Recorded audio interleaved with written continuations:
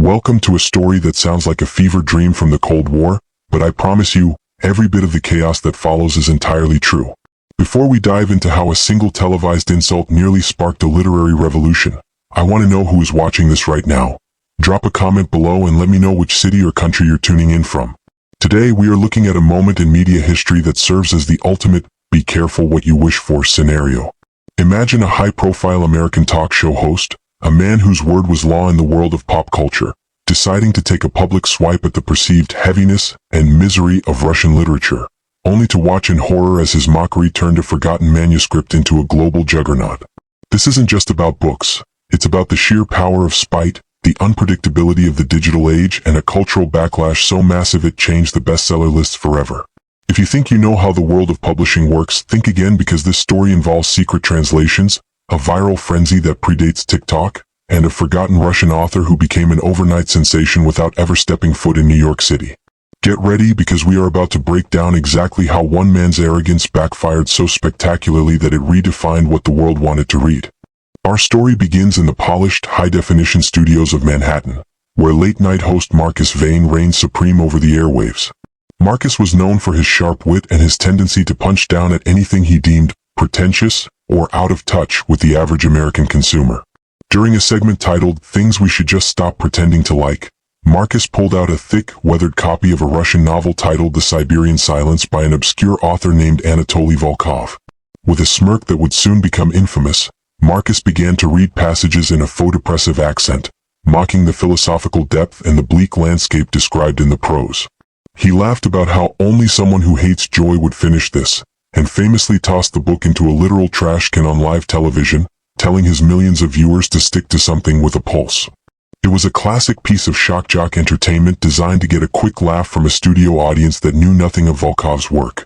At that moment, Marcus believed he had buried the book for good, relegated it to the bargain bins of history. But what he didn't realize was that the world was watching, and the world didn't appreciate being told what was worth their time. Within hours of the broadcast, the clip began to circulate in corners of the internet that Marcus Vane likely didn't even know existed. In the literary circles of St. Petersburg, the academic forums of Berlin, and the gritty book vlogger communities of London, the mockery felt less like a joke and more like a challenge. You see, The Siberian Silence wasn't just a depressing book. It was a masterpiece of human resilience that had been suppressed for years under various regimes before finally finding a small independent publisher in the West. When the Russian diaspora saw their cultural heritage being treated as a punchline for a late-night gag, they didn't just get angry, they got organized. A massive grassroots movement began to form under the hashtag #ReadVolkov. It started as a small flicker of defiance, with people posting pictures of themselves holding the book in front of American fast food chains or landmarks. It was a silent protest at first, a way to say that art cannot be discarded as easily as a piece of plastic. The irony was that Marcus Vane's attempt to devalue the work actually gave it the one thing money can't buy: a narrative of martyrdom. As the digital fire spread, something truly unprecedented happened in the world of retail. Algorithms on major shopping platforms like Amazon and Book Depository began to pick up a massive surge in searches for The Siberian Silence. Because the book had such a low print run, it sold out globally in less than 48 hours. This scarcity only added to the viral nature of the phenomenon. People who had never read a page of Tolstoy or Dostoevsky were suddenly desperate to get their hands on this forbidden Russian text that the American media supposedly didn't want them to see. Independent bookstores in Paris and Tokyo began reporting lines out the door for a book they hadn't even stocked the previous week. The publishers, a tiny outfit operating out of a basement in Vermont, were suddenly thrust into a logistical nightmare, trying to print 500,000 copies overnight to meet a demand that was growing exponentially by the hour. The more Marcus Vane's team tried to ignore the situation, the louder the internet became. The host versus the author narrative was now the primary story in the literary world, and the host was losing badly. As the digital fire spread, something truly unprecedented happened in the world of retail. Algorithms on major shopping platforms like Amazon and Book Depository began to pick up a massive surge in searches for The Siberian Silence. Because the book had such a low print run, it sold out globally in less than 48 hours. This scarcity only added to the viral nature of the phenomenon. People who had never read a page of Tolstoy or Dostoevsky were suddenly desperate to get their hands on this forbidden Russian text that the American media supposedly didn't want them to see. Independent bookstores in Paris and Tokyo began reporting lines out the door for a book they hadn't even stocked the previous week. The publishers, a tiny outfit operating out of a basement in Vermont, were suddenly thrust into a logistical nightmare, trying to print 500,000 copies overnight to meet a demand that was growing exponentially by the hour. The more Marcus Vane's team tried to ignore the situation, the louder the internet became. The host versus the author narrative was now the primary story in the literary world, and the host was losing badly. By the third week of the controversy, the Siberian Silence hit #1 on the New York Times bestseller list, a feat that was virtually unheard of for a translated work of literary fiction from an unknown author. The irony was palpable. The very man who tried to bury the book had become its greatest accidental promoter. Every time a news outlet covered the bestseller phenomenon, they played the clip of Marcus Vane throwing the book in the trash. He was now the villain in a global underdog story. The pressure began to mount for Marcus to address the situation. His producers were frantic, seeing the social media sentiment turning toxic. They suggested a public apology or, better yet, an interview with the author. But there was one major problem. Anatoly Volkov was a recluse. He lived in a remote village in the Ural Mountains with no internet, no phone, and no interest in American television. The man who had conquered the global charts didn't even know he was famous. This lack of access only fueled the mystery. Documentary crews began flying to Russia, trekking through snowdrifts to find the man of silence. When they finally found him, they expected a bitter artist or a triumphant genius. Instead, they found an elderly man chopping wood who seemed genuinely confused by the cameras. When told his book was the most popular novel in America, Volkov reportedly laughed and said, "I wrote it for the trees, not for the televisions." This quote went even more viral than the original insult. It solidified Volkov as a pure artist and Marcus Vane as a superficial corporate shill. The contrast was too perfect.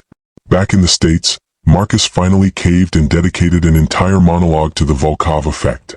He tried to play it off as a brilliant piece of reverse psychology marketing, claiming he knew all along that mocking the book would make it a hit.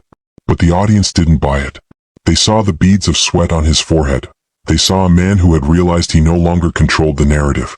The global impact of the book's success started to have real-world consequences beyond just sales figures.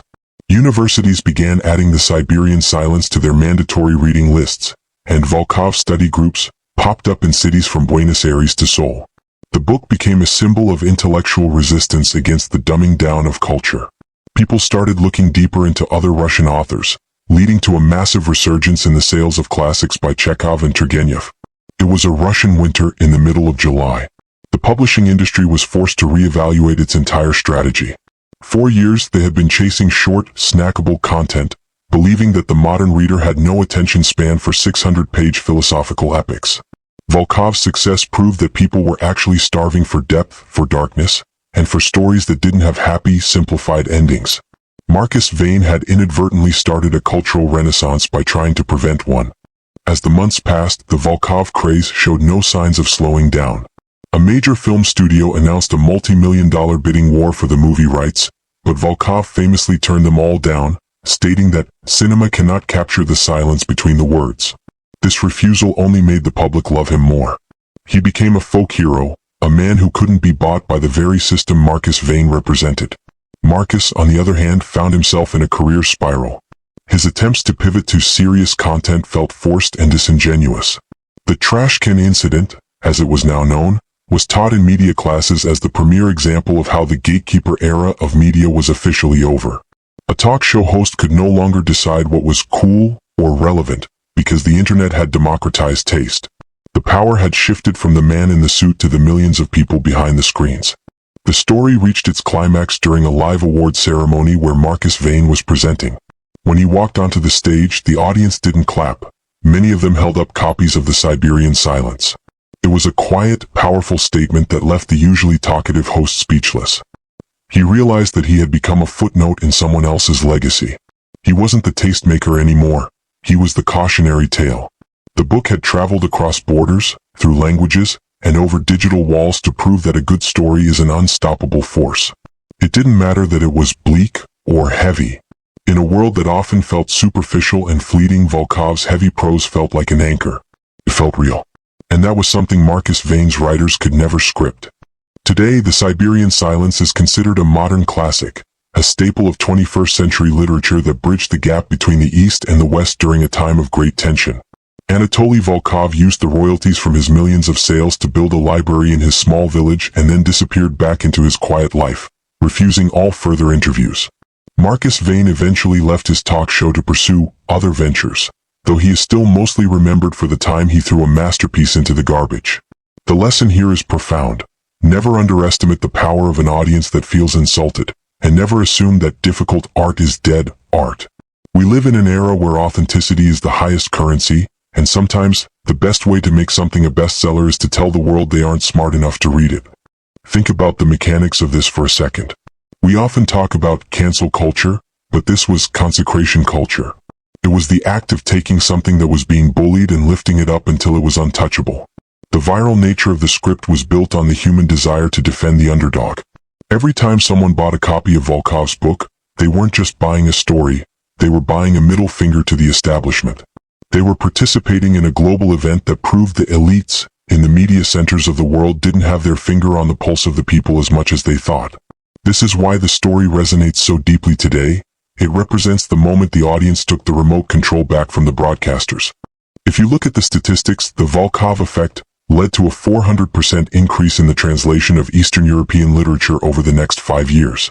Small publishers who were once afraid to take risks on dense foreign text suddenly found themselves with a hungry market.